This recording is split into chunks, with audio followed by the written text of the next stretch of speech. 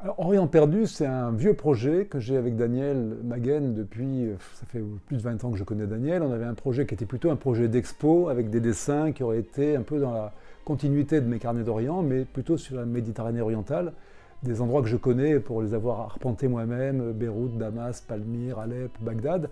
Et j'avais envie de raconter tout ça à travers un voyageur du début du 19e. C'est un Niçois donc qui, au tournant du 18e, 19e siècle, s'est retrouvé embringué dans une affaire assez romanesque. Il a quitté Nice à l'époque qui n'était pas française, qui était le Piémont-Sardaigne.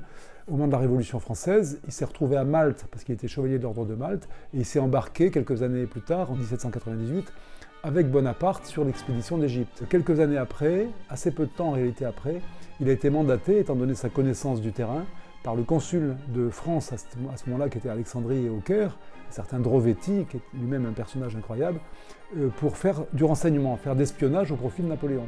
Donc ce personnage-là, Théodore Lascaris, s'est retrouvé finalement dans la peau d'un espion, un peu comme dans le Bureau des légendes, avec sa légende, c'est je suis un marchand chypriote et je vais vendre des marchandises aux Bédouins pour essayer de connaître un peu toute la région, savoir comment on peut s'appuyer sur quelle tribu, etc.